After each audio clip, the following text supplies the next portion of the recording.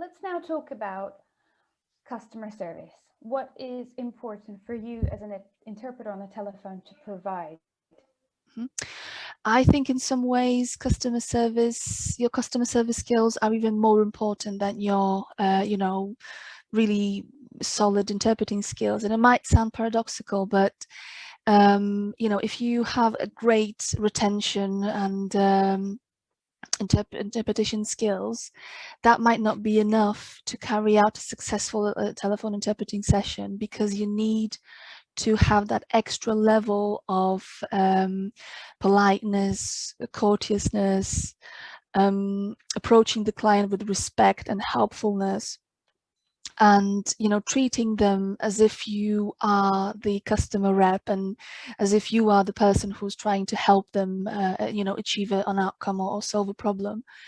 And I think a good way of approaching it is reflecting on the particularly good customer service that you have received yourself. For example, if something went wrong, if you had a car accident, or if you had some issues with your bank, think about um, what service you've received, and if it was a good one, if it's something that you were pleased with, why was it the case. And I would suspect that your answer would be that the customer rep was polite, calm, respectful. They managed to calm you down a little bit. They managed to approach your problem quickly, efficiently. They didn't waste your time. They didn't make you repeat things over and over. And it's a good exercise to put yourself into the position of someone who is distressed, who is scared, who's frustrated, angry, and they want to achieve, a good outcome.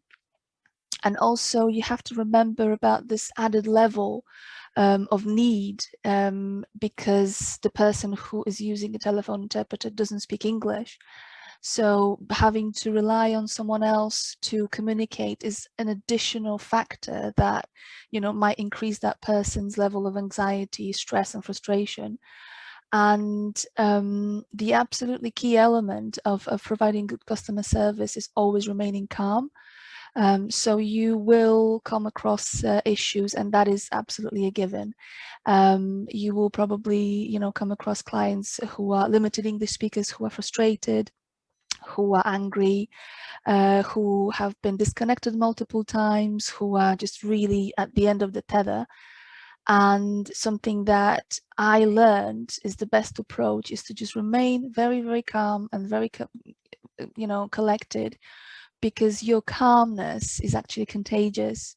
If you remain in that state of, being receptive, but focusing on just channeling that calm and confidence, it actually becomes contagious, and people will also calm down. Whereas, if you allow yourself to become frustrated, impatient, people will pick up on that, and it will just, aggravate the situation even more. So you have to really put yourself in that position where you want to help solve an issue or a problem, and you radiate this, this calm, and you don't allow yourself to take things personally, and you don't share the people's stress and frustration, because we are empathic creatures. We empathize, and it's very easy to become sucked into that heated situation. um, and yeah, just reflect on what good customer service is for you, and trying to put yourself into the position of someone who needs help, who needs assistance, and think, how you would like to be treated. If it was your car which broke down, or if it was your relative who is ill, or in a difficult position, and try and approach that from that point of view.